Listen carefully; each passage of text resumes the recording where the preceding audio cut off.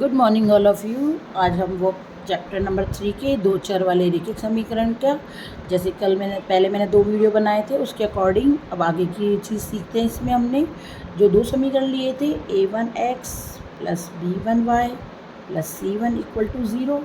Second क्या लिया था, a2x plus b2y plus c2 equal to 0। इसमें आज हम निकाय के बारे में देखेंगे, निकाय कैसा बनता है। तो वही फर्स्ट शर्त जो है आपकी, पहली शर्त कौन सी थी आपको मैंने पहले वीडियो में बताई, a1/a2 is not equal to b1/b2। इसमें आपको क्या देखना है, इसमें आपको ये बताना है कि अगर ये दोनों इक्वल नहीं है तो आपका निकाय कैसा होगा, संगत होगा। निकाय संगत होगा। इसको आप ऐसे देख सकते हो, इसको ऐसे सीख सकते हो कि अगर एक भी कॉमन सोल्यूशन आता है तो निकाय संगत होगा, एक हो या अनेक हो। कॉमन सोल्यूशन जब आता है दोनों रेखाओं में, उभयनिष्ठ हल आ जाता है तो निकाय संगत होता है, जैसे एक हल आए जैसे अनेक हल आए। और जब एक भी सोल्यूशन नहीं आता तो निकाय असंगत होता है। नेक्स्ट इसकी कंडीशन जो है वो है आपकी, नेक्स्ट शर्त कौन सी आ जाएगी आपकी, a1/a2 is equal to b1/b2 is equal to c1/c2। इस कंडीशन में निकाय कैसा होगा, निकाय इसमें भी संगत होगा। क्यों? क्योंकि मैंने आपको अभी क्या बताया था कि इस वाली कंडीशन में अद्वितीय हल मतलब एक हल और इसमें अनेक हल आते हैं। इन दोनों ही कंडीशन में निकाय संगत रहेगा। तीसरी जो इसकी कंडीशन है उसमें है आपके a1/a2 is equal to b1/b2 but not equal to c1/c2। इसमें ये यहाँ पे फाटक बंद हो गया है, फाटक बंद हो गया तो ट्रेन आएगी, और ट्रेन किस पे आती है, पटरी पर। पटरी कैसी होती है, समांतर। अगर लाइनें समांतर है तो एक भी सॉल्यूशन नहीं है, एक भी कॉमन हल नहीं है। तो उसके लिए जब दोनों रेखाएं समांतर आ गई हैं तो एक भी कॉमन सोल्यूशन नहीं है, इसमें एक भी उभयनिष्ठ हल नहीं है। इसलिए इस कंडीशन में निकाय क्या हो जाएगा, असंगत हो जाएगा। केवल एकमात्र ये कंडीशन है जिसमें निकाय असंगत रहेगा। इसमें भी संगत रहेगा क्योंकि इसमें बहुत सारे सोल्यूशन आ रहे हैं। क्यों आ रहे हैं बहुत सारे सोल्यूशन, क्योंकि आपकी जो लाइन्स है वो कोइंसाइड कर रही है, एक लाइन दूसरी पर आ रही है, एक रेखा दूसरी पर संपाती हो रही है। इसमें क्यों आ रहा है संगत, क्योंकि इसमें एक दूसरे को ये लाइनें कट कर रही है इस वाले पॉइंट पर, और इस तरह से ये प्रतिच्छेद कर रही है। क्योंकि एक कॉमन सोल्यूशन है इसलिए निकाय संगत है, इसमें अनेक कॉमन सोल्यूशन है, बहुत सारे कॉमन सोल्यूशन है, इसलिए ये भी संगत है। लेकिन इसमें कोई कॉमन सोल्यूशन नहीं है इसलिए निकाय असंगत है। इस तरह से आप ये संगत और असंगत का पता लगा सकते हो। Thank you, good morning. ये मैंने जो आपको ये शर्तें बताई थी इसके आधार पर मैं आपको एक क्वेश्चन करके बता रही हूँ। इसमें आपको ये बताना है कि ये दोनों रेखाएं किस तरह की है, प्रतिच्छेदी है, संपाती है या समांतर है। तो हम सबसे पहले a1/a2 देखते हैं कितना है। a1 कितना है 2, a2 कितना है 4। इसी तरीके से b1 कितना है यहाँ पे 3 और b2 कितना है 6। c1 कितना है 9 और c2 कितना है 18। अब हम कंडीशन अप्लाई करेंगे। हम देखते हैं यहाँ पे a1/a2 is equal to b1/b2 is equal to c1/c2। देखते हैं इक्वल है कि नहीं है। हमने देखा तो ये आ रहा था 2/4, यहाँ पे आ रहा था 3/6, यहाँ पे आ रहा था 9/18। तो हम कट करेंगे तो ये देखो 1/2 हो गया, ये भी 1/2 हो गया और ये भी 1/2। अब बताओ तीनों इक्वल आ रही है, मतलब कि ये वाली शर्त लग गई। इसमें सेकंड जो कंडीशन है वो अप्लाई हो गई है। ये वाली शर्त लगते ही आप क्या बोलोगे, कैसी रेखाएं आएंगी, ये आएंगी संपाती। एक रेखा दूसरी रेखा पे संपाती है। तो इसके सॉल्यूशंस कैसे निकलेंगे आप, सबसे पहले बोलोगे दोनों रेखाएं क्या है, दोनों रेखाएं संपाती हैं।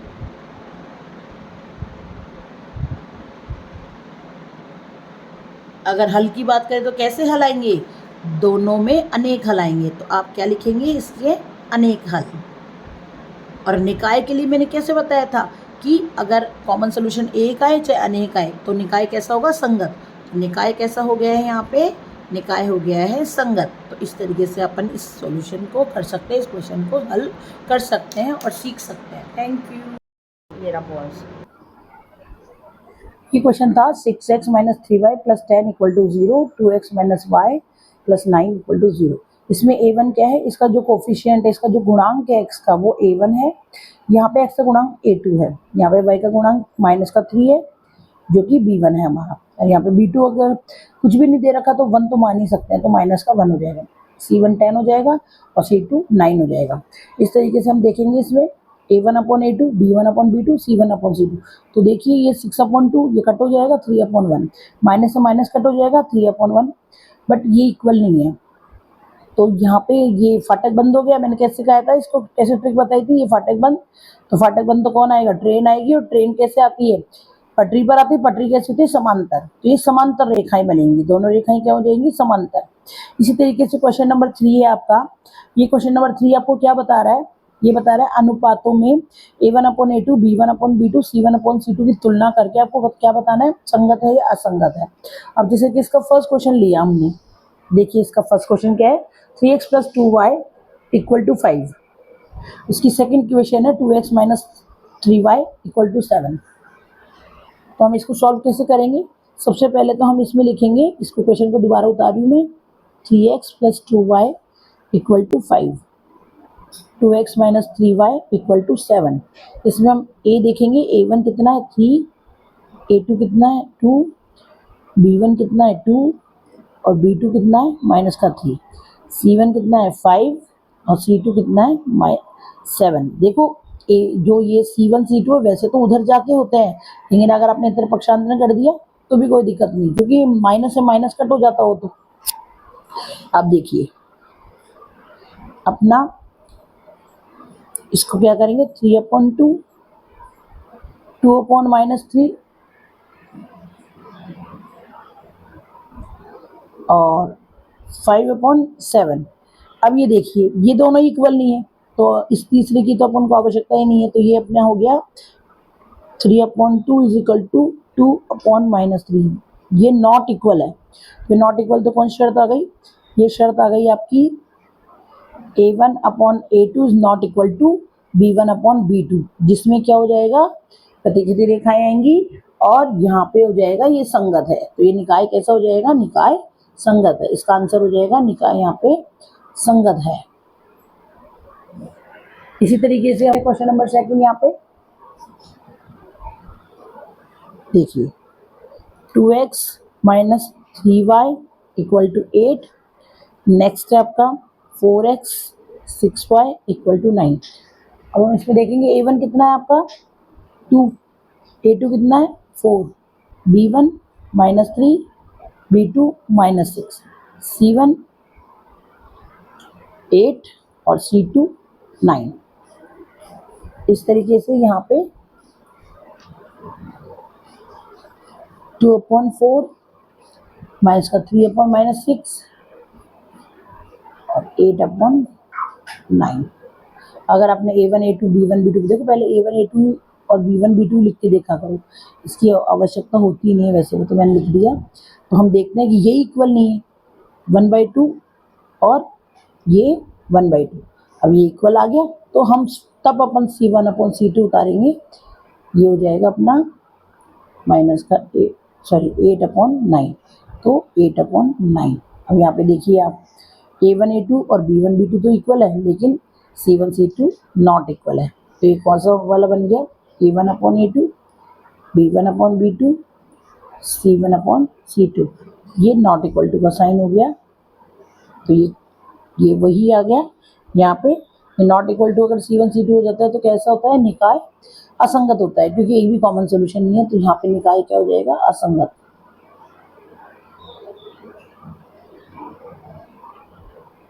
इनकंसिस्टेंट, इंग्लिश में इसको इनकंसिस्टेंट बोलते हैं, क्योंकि जो पैरेलल लाइंस होती है इनमें एक भी कॉमन सॉल्यूशन नहीं होता है। ये है थर्ड क्वेश्चन अपना।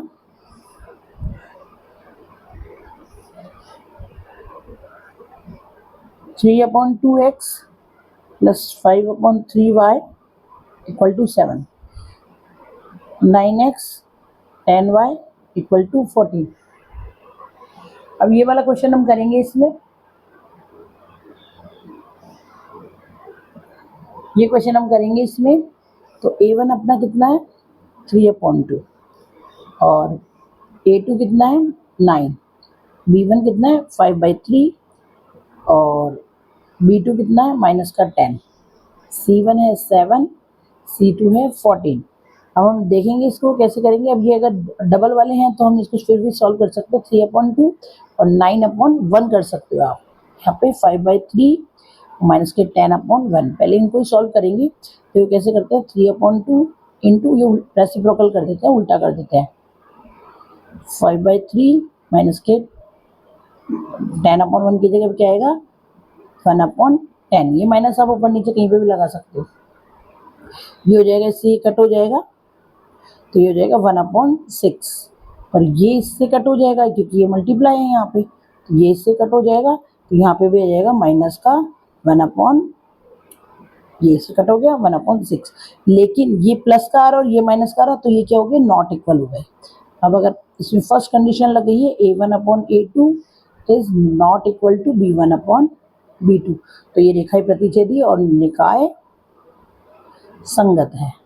इस तरह से इनको सॉल्व करेंगे, बाकी क्वेश्चन आप खुद सॉल्व करेंगे।